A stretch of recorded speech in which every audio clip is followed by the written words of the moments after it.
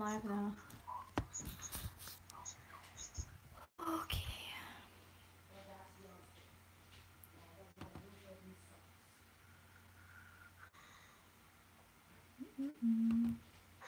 Alright, I'm live.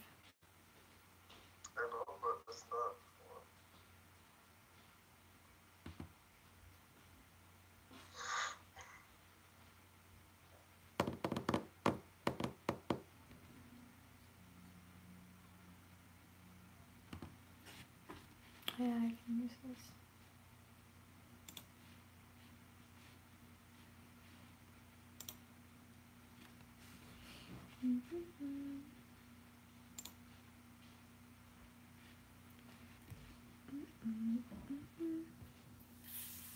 Stop looking at your stream.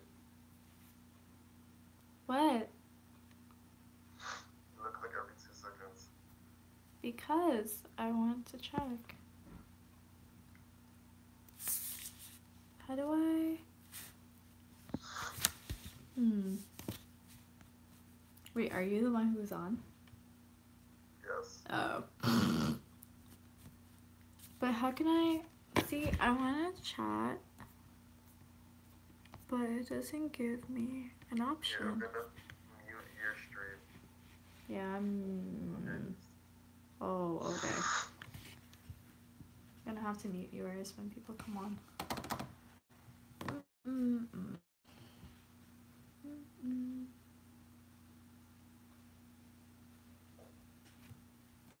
Actually, hold on. How do I share, copy link?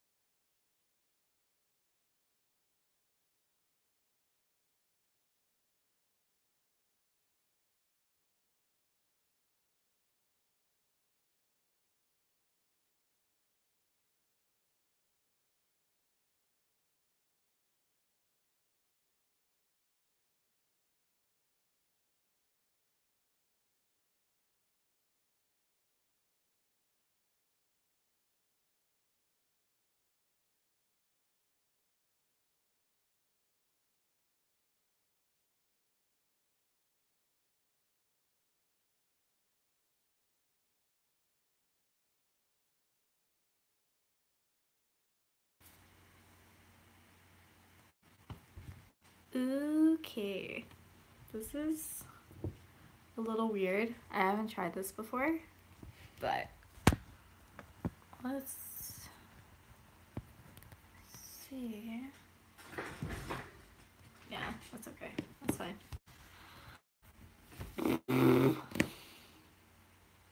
I'm so tired.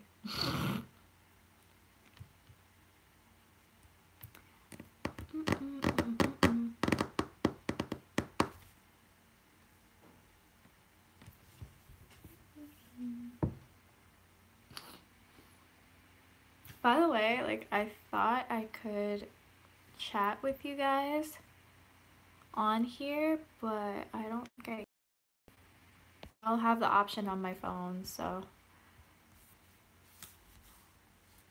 I could put like little filters and stuff on this. This is actually so cool. Let me see. That's actually so cool. And I realized YouTube had so many options. That's actually cute. I think I'm gonna keep this one.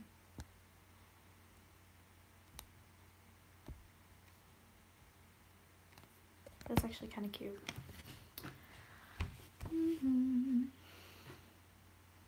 So what's up? How is your Sunday going?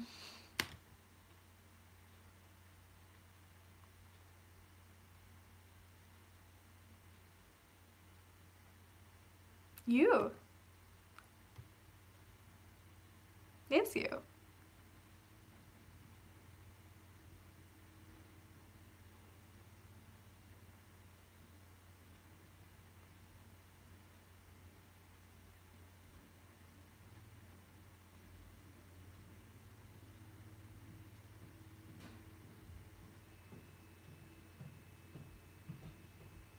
Yeah, I feel like Sundays are kind of like that. Like, you have so many things to do, you can get ready for the week, but it's like you just want to relax and just take it easy. So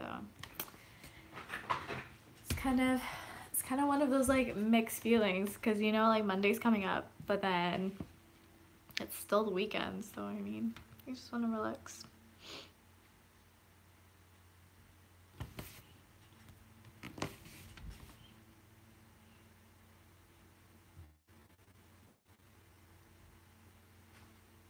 I don't know what we should talk about today. I was thinking we could talk about social media in general, or we can talk about friendships. What are my plans? My plan is I'm having a dinner slash pajama party at my house with a whole bunch of family friends. So they should be coming over for dinner, but I have a little bit of time now, so that's why I wanted to go on live to kind of chat, get some stuff off my chest, I guess.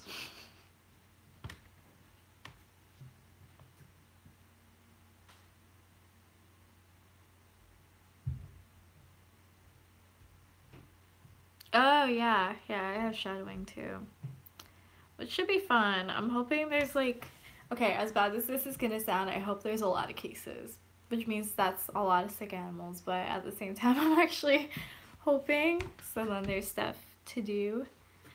But I don't know, I enjoy doing it, so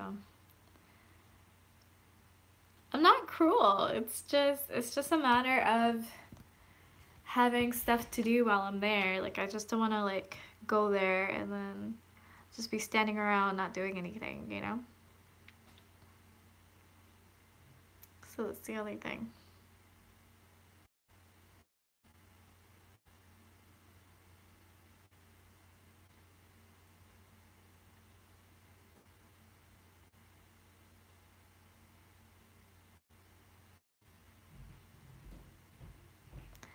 Um, I mean, well, for the clinic that I shadow at, because they are domestic and exotic, you see pretty much in everything.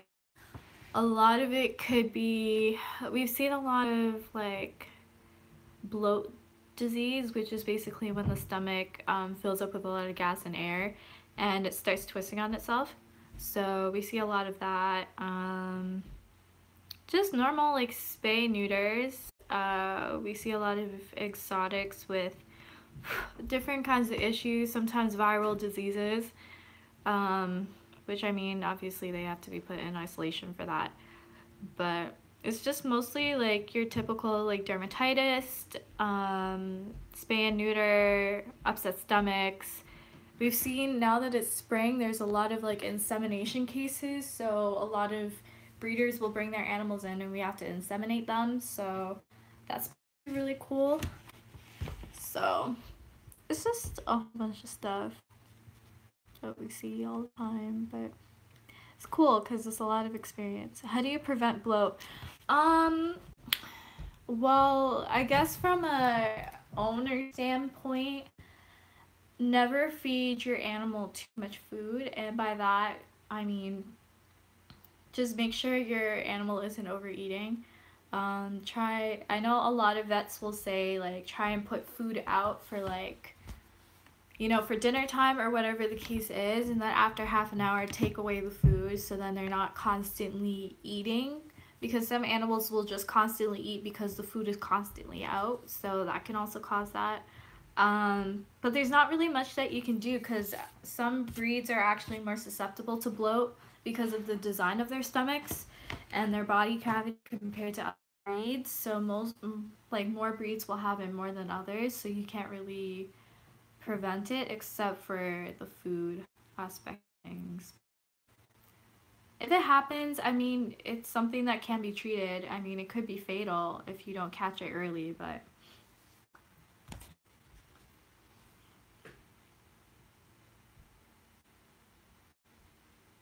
so yeah. Um but yeah, like honestly, like I'm just trying to get as much experience as I possibly can. And what I've been trying to do is like watch surgery videos on YouTube, which is actually kind of funny. So how do you know that they have it? Usually it's a lot of discomfort in the abdomen area, distension, which is basically when you look at an animal from, I guess, bird's eye view, so you're looking downward, and you see the stomach is loaded on the outward side, so it kind of looks like they have extra fat around the stomach area. Sometimes they'll try and vomit and nothing comes up.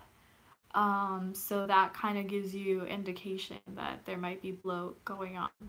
And they can't eat or drink either. So their stomach is just so full, like they'll still try and eat, but they won't be able to. Yeah, I mean it kind of looks as if they might be pregnant, but like it's more like when you touch the abdomen and stuff, then it's very like, uncomfortable for them. Um, so yeah, so usually like cases like that is what I see on Sundays. And like I said, they're very much emergency cases, so you have to really act quickly. So as soon as you recognize it, it's most likely immediate surgery. If not, we'll try and make the animal, walks around, try and get the food moving throughout the body, if you know what I mean. Um, but if that doesn't work, then it's immediate surgery for sure. So I've seen a lot. I've seen a lot of surgeries. Sometimes end up being successful, sometimes not. So that's the part that kind of sucks. For the person who or people who just entered onto a live, we're just talking about my Sundays. So I just was mentioning I do shadowing in an animal clinic. So we are just kind of talking about that and the cases that I see and stuff like that.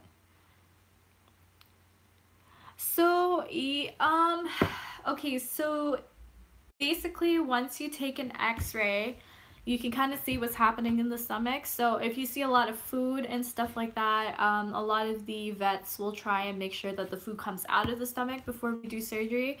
If the stomach does explode during surgery, then obviously that's a bigger issue. But in terms of relieving the issue, what it actually is because the stomach is twisted on itself, because we're talking about bloat disease in dogs and cats.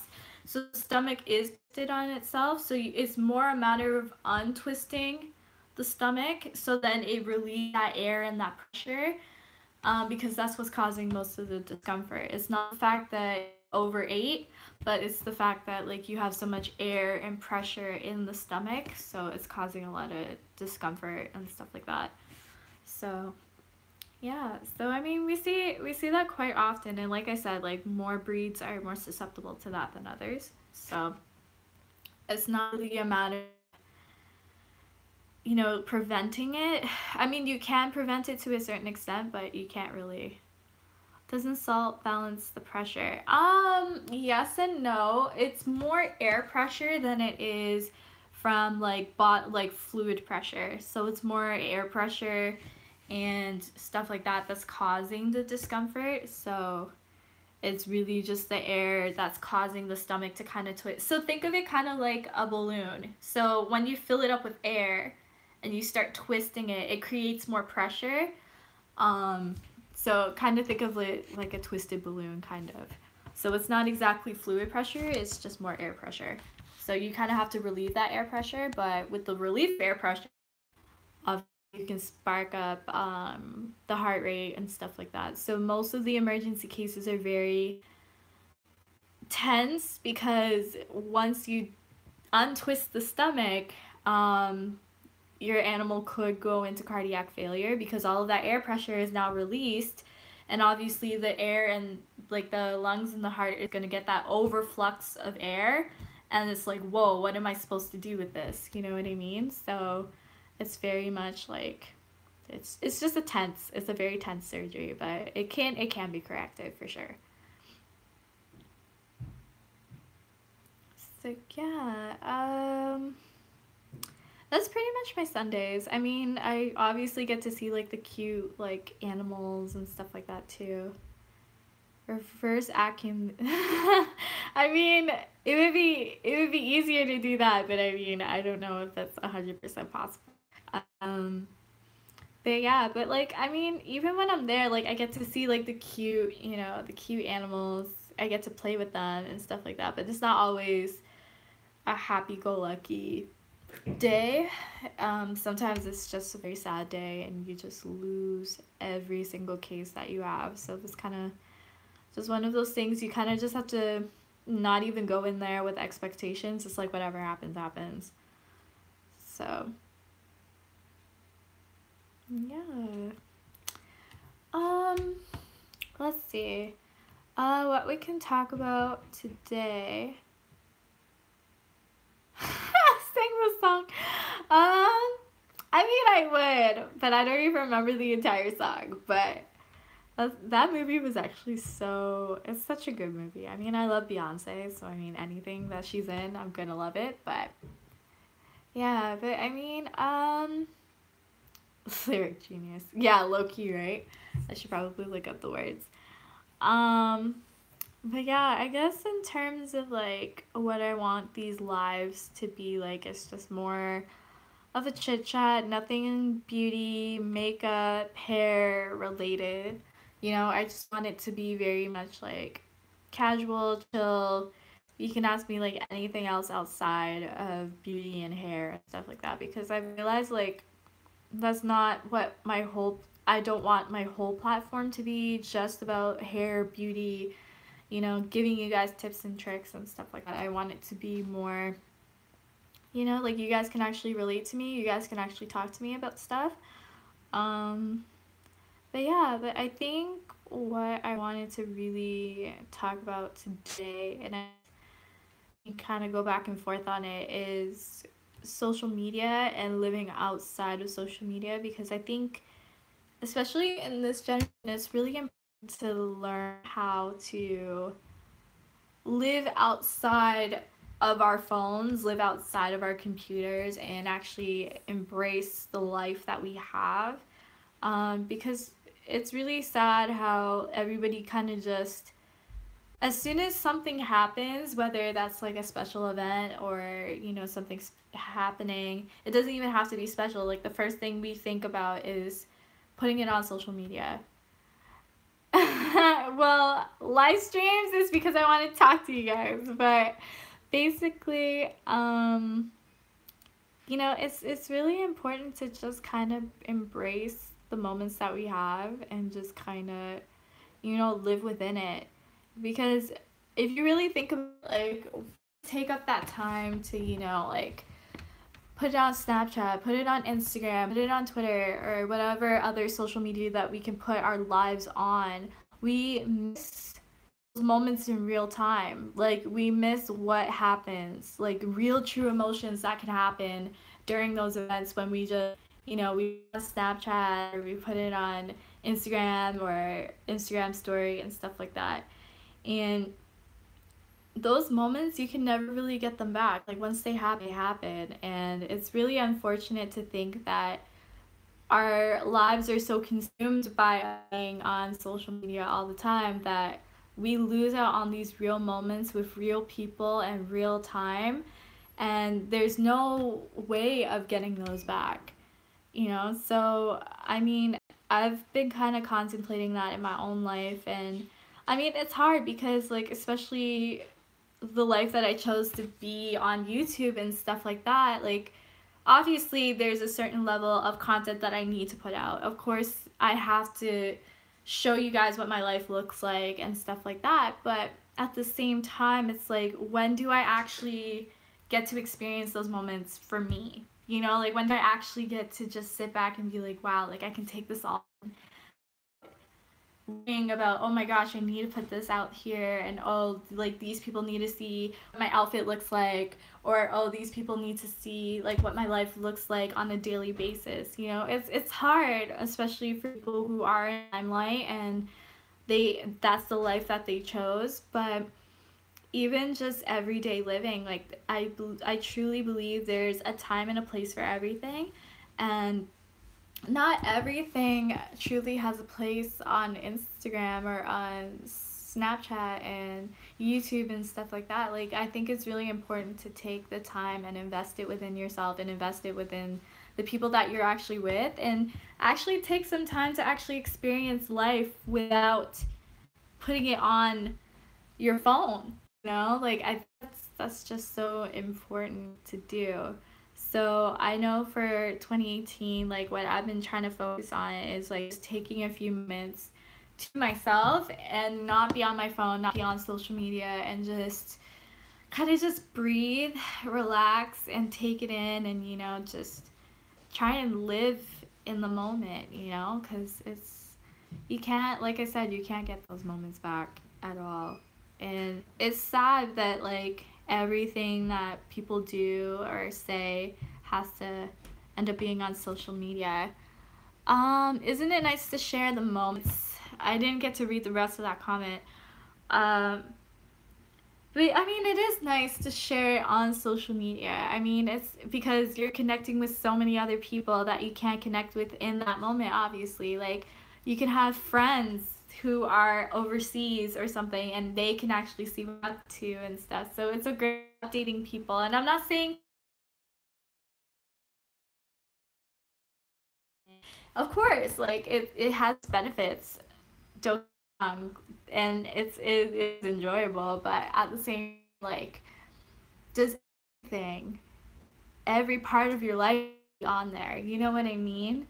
Like, when do you actually just look around you and just be like, you know what? I get to enjoy this beautiful time to myself, and that's okay. Not feeling guilty for not putting it on the internet or putting it on social media, not even feeling guilty about it. I think that's where I want to be personally, like not feeling guilty about not putting stuff on social media and just being able to enjoy moments to myself. Like, of course I want to share with you guys as much as possible, but like I said, like, there's a time and a place for everything. Thank you. My room is interesting. It's a mix and match of everything, if I should put it that way. um but yeah, like, just even realizing how blessed you are in your life, that also can really help. Realizing how many things that we actually have, and the things that we have to offer into this world, and just taking the time to actually appreciate those things. Like, we don't need we don't need to appreciate it on social media. Why can't we just appreciate it in real time, in real space? But yeah, so that's like kind of like a thought that I've been having lately. Um, and I guess I can kind of give you guys like a life update.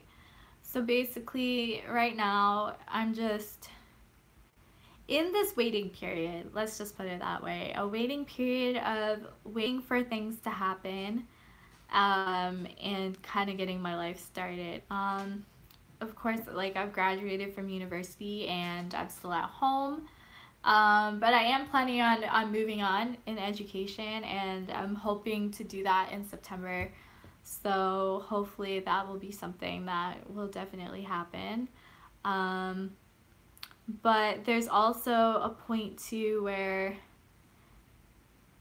I, like, part of me doesn't want to move on because I enjoy being at home. I enjoy, taking my time to myself. But then at the same time, like, I realize, like, that's not real life. Like, you can't just sit at home all day. That's not gonna bring in the money. So obviously you need to do what you have to do. So um yeah, so just trying to go to school in September is one of my big things, and just trying to help my fellow students who are planning on going to the same school as me to kind of help them, with the process and stuff because it is really extensive. So just trying to do that and then working, which has been very interesting. Working in my potential field has been cool. And yeah, so that's pretty much kind of been my life and what I've been up to.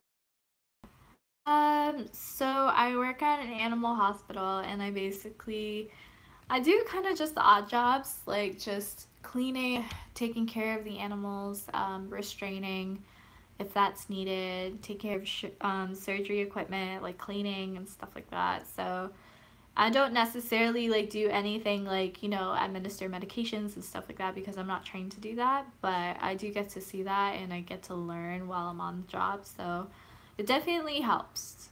Definitely helps. So that's kind of what I've been up to. But yeah, but it's been interesting. The vets. Okay, let me talk about vets in general because it'd be really unfortunate if I talk about specific people. But vets in general are A-type personalities. They are very to the T, very organized. Um, they know what they want and they get what they want. They're those types of people that are very driven. Um, they're very they're problem solving type people. Like they fix things or ways to improve things, and they never really sit down and just be like, okay, I'm satisfied. There's never really a satisfaction. It's just I got to keep working. I got to keep being better. And I think that's kind of what helps veterinarians advance the career path in general because obviously that kind of personality it obviously helps advance the career in the first place. Yes, it is extremely stressful. It's actually very mentally taxing. Actually, veterinarians have one of the highest suicide rates in most careers. So it is a very taxing job, especially mentally, because you are basically in charge of another life. You're in charge of the owners and how they respond and how they can help their animals. Also, being able to educate them in a short period of time is also hard.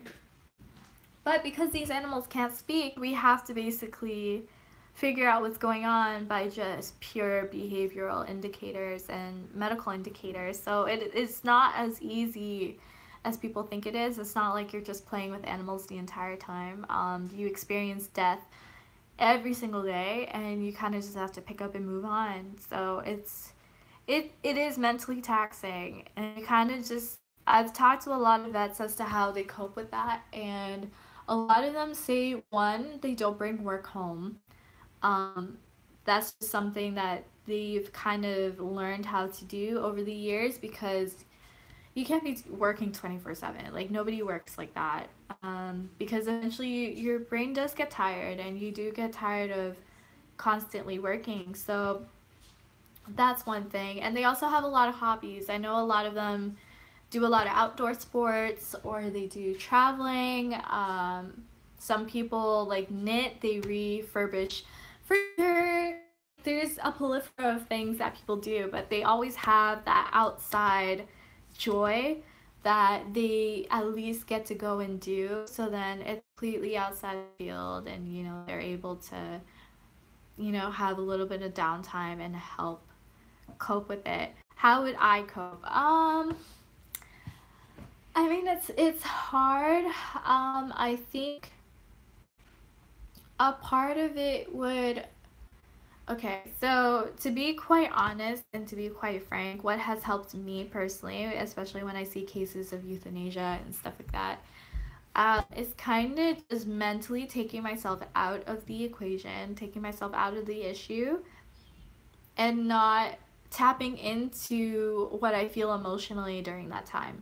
Um, Realizing that these people are looking to you for answers, this animal is probably in pain and in suffering, and they're looking to you also for answers. Obviously, it is very stressful, but at the same time, I think just realizing you have a greater responsibility And no matter how sad and unfortunate the situation is, you kind of just have to do what you have to do. So kind of just having that mindset. And also, um, what has personally helped me, like I said, is just not bringing those kinds of feelings home. You know, like if I'm experiencing euthanasia, it's happening in the clinic and that's it. I can speak about it after.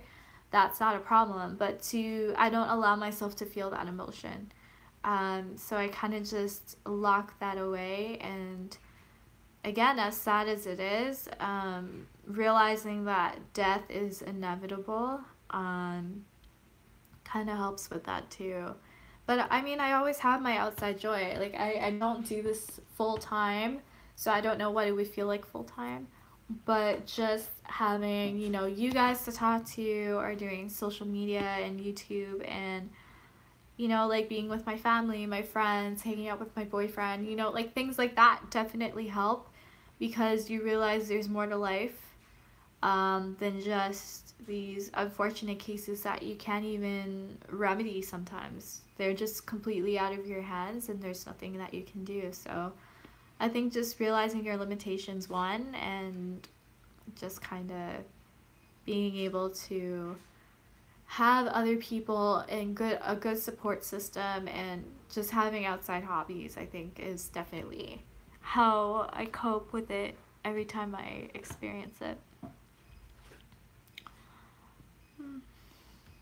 Um, but honestly, oh, what hobbies? That's actually a good question. Because when I was younger, I used to have a lot of hobbies, but as I've gotten older, I've gotten lazy. Like when I was younger, I used to actually draw a lot.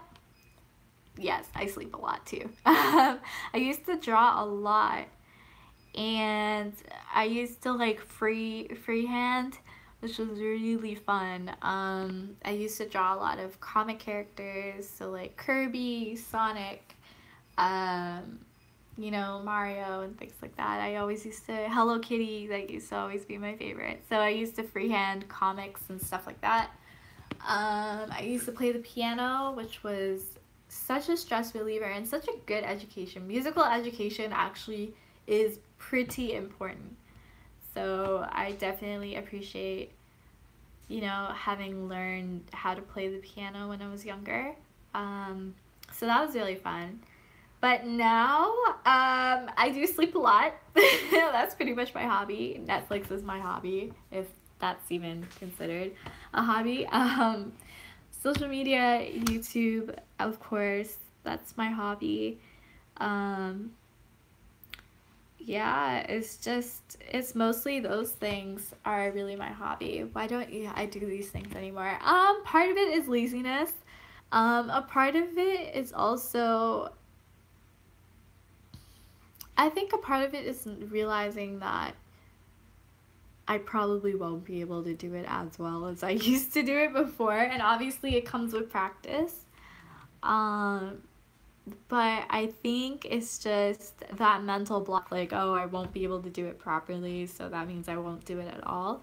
I kind of have that like black and white, all or nothing kind of personality, so thinking like that obviously does not help, but at the same time, I don't know. I think it's just mostly that. Like I've really wanted to start playing the piano again, but I haven't really been able to do that.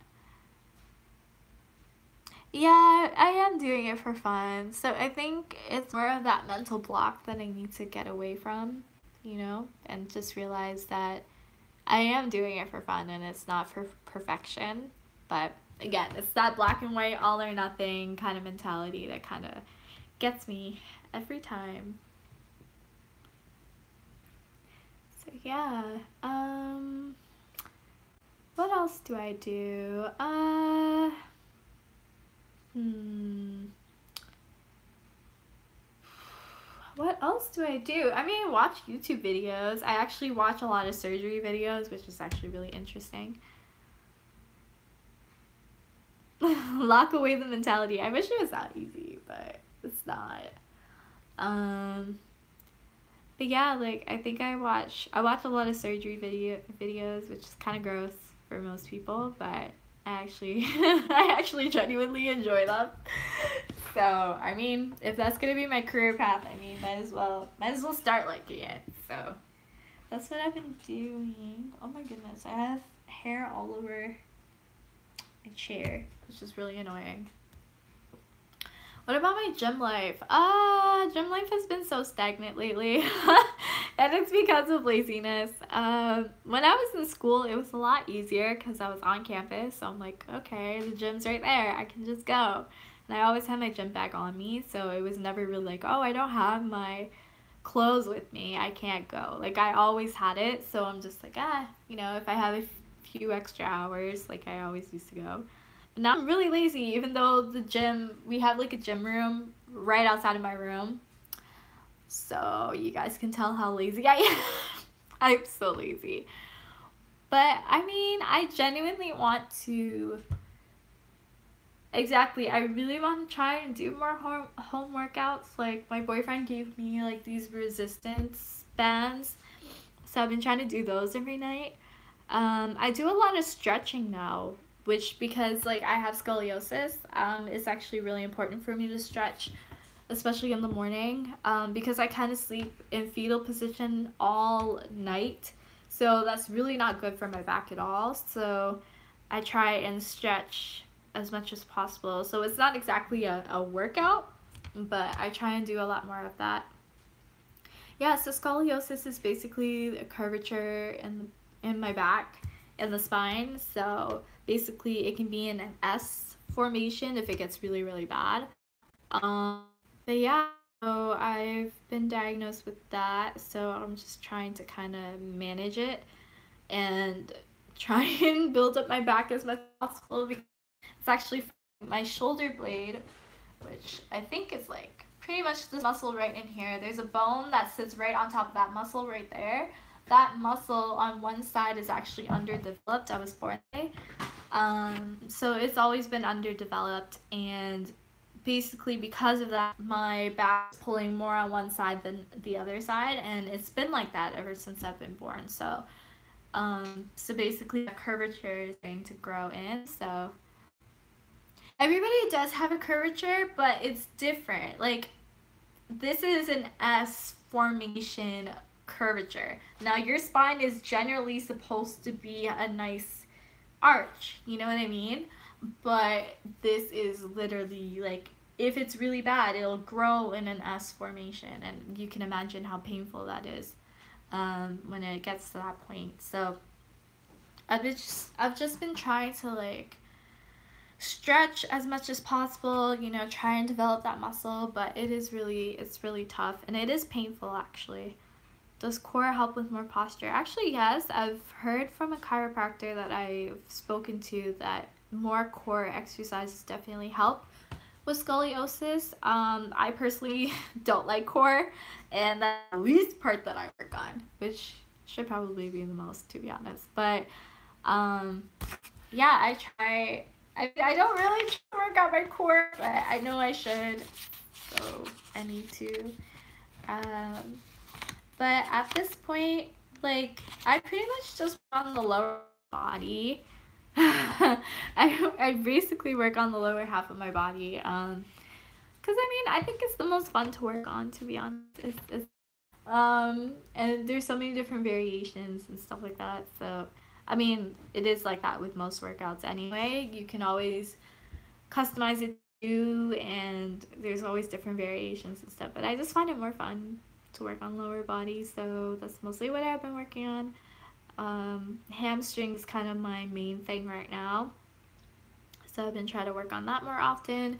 Also, I've been trying to work on my arms because I realize I have no upper body strength at all, so that needs to kind of be worked out.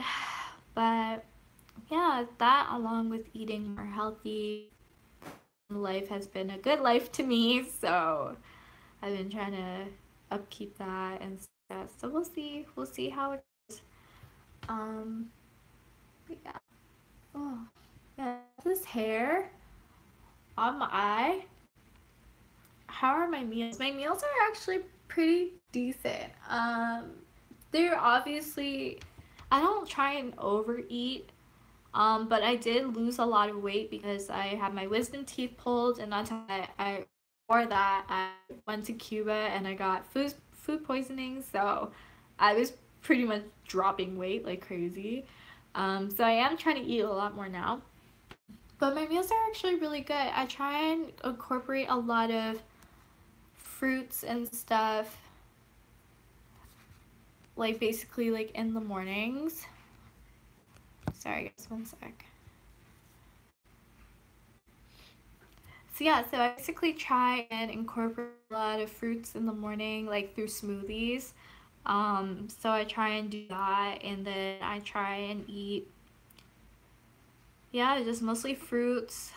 Um, Sometimes like I'll eat like tofu. Mostly have like some sort of cereal or porridge or something like that. So that's really filling. And then I'll have some sort of bread kind. So I know like a lot of vegans don't really eat bread, but I don't have that whole like gluten free, type of lifestyle. So, I mean, bread is something that's been really hard for me to give up. So, I still eat my breads and stuff like that. So, I try and have a bagel or a toast or something like that. And then in the afternoon, I'll try and incorporate a salad with like, some sort of veggies. So, whether that's guac or like chips and salsa, or I'll make like vegan tacos, something like that. And then for dinner, I'll have either something with beans. So I'll have like either stew beans or baked beans or, chickpeas or, like any kind of bean, legume kind of thing. And then I'll have either rice or pasta. I've made like a vegan. No, it actually does it. Um, so I've actually made like vegan pastas and stuff like that. That's been like really, really good and really healthy and stuff like that. So that's pretty much like what my meals look like. I'm kind of more of a carby kind of vegan, so I eat a lot of like potatoes and starchy foods and stuff like that. But I'm slowly trying to change that, but it's just when you're a vegan, you can't just be like, oh my gosh, I'm going to microwave pizza pockets or put a pizza oven or, well, pizza, you can make a vegan pizza. But like, you know what I mean? That convenience is not really there because you kind of have to plan your meals. You actually have to figure out and cook and, stuff like that. So it's a lot more of a thought process. But it's not bad because once you find your favorites and stuff, it becomes easier and easier to make. So really not that tiring, to be honest. So yeah. Did I just see a cat? Actually, no. My cat's not here. Actually, I see a cat on my other screen because I'm Skyping with my boyfriend right now. So his cat, his cat is there. But my cat, I don't even know where my cat is. He should be here. He's probably like upstairs terrorizing somebody. So he's probably sleeping his life away. He is, oh my goodness. I might have to do the math all over because I had him in my house when I lived in Bowmanville. And we lived there for 11 years. He was there 2 years after we moved, so that's 9. We've been in this house for 3. So that's 9, 10, 11, 12. So that's about 12. So he's 12 years old.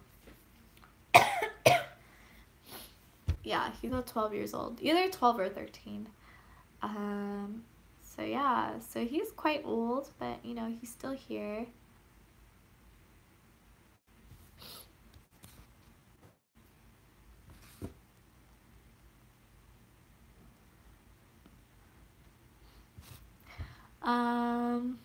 What else can I introduce to you guys about my life that you guys may not know? Oh my goodness. I mean, honestly, I spend a lot of my time on Netflix. So if you guys have Netflix recommendations, that would be really nice. Oh my gosh, I'm dehydrated. That's another thing too. Drink a lot of water, especially when you're vegan. It helps with digestion, like period. It helps with skin health. It helps with everything, obviously.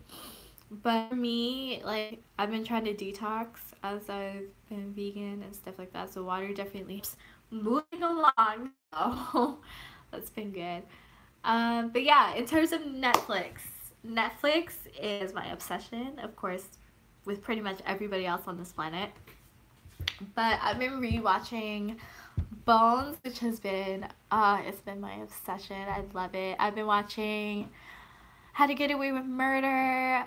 I've been watching, yeah, Bones is actually really good. It's basically a scientist and an FBI agent.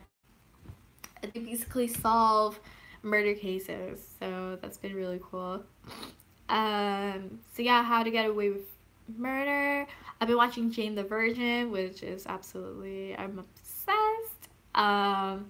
I'm a reality TV girl, so I watch like The Real Housewives of Atlanta, Married to Medicine, Wags, you know, all of those reality TV shows.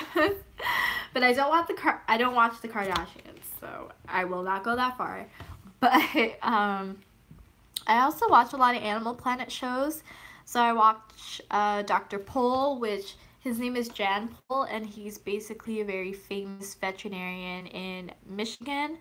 And he's just so knowledgeable. He's so smart, and he has his own animal hospital and his own TV show. And basically, his whole entire family is veterinarian. So it's really interesting to watch them.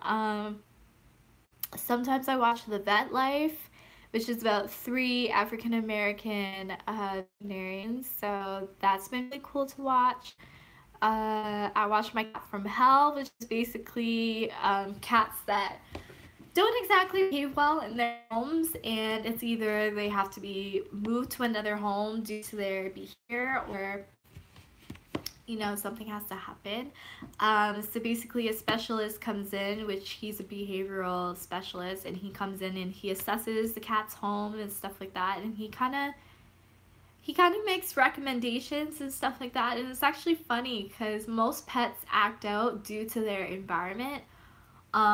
Sometimes it's just not suitable for them, and that's their way of saying, hey, like, I don't have enough space to move around, I don't have the toys that I need to play around with, like I'm not fed properly, stuff like that. So excuse me, watching his show is actually really interesting. There's also a show from Cornell University, and it's basically showing what vet school is like. So if you are looking into veterinary medicine, that's really cool to watch. Oh my goodness, what other shows do I watch? I think that's pretty much it. I got some Grey's Anatomy. Oh my gosh, how did I forget about Grey's Anatomy? I love that show so much. But I'm not up to date though, so I need to binge watch a couple of episodes. But yeah, so like pretty much been my obsession. But like, you guys have any recommendations of shows? I've heard Rosewood is really good. I've heard Riverdale is really good. I've heard... No, don't spoil it for me. And then I've heard... I don't know. I feel like Rosewood and Riverdale have been like the 2 shows that everybody has been recommending to me to watch. And I don't know, I didn't grow up with like the comics that were on Riverdale. Black Mirror is actually really interesting. So I'm about to watch that. But yeah, so like, I don't know if Riverdale might be a good option for me, but we'll try it. We'll see. Let's see how it goes. But yeah, so like pretty much what I watch on TV and stuff like that. So what else can we talk about, guys? Did I see Black Panther? No, but I really do want to watch it. I've heard, like, it just looks so, it's so interesting how everybody like dresses up to watch that movie, and just to see how hyped people are after watching it, I'm like, I really want to see what this movie is really about. Like, I haven't really been paying attention to it, to be honest, so I'm not 100% like sure of the storyline. But do I feel a part of the movement? I think after I watch the movie, maybe I might feel that way. But as of right now, like, I'm just proud that a black film is getting the publicity and getting the hype that it deserves, you know? Because, I mean, a lot of money and a lot of effort was put into this movie, and that's kind of what I've been reading, is kind of like the behind the scenes of the movie.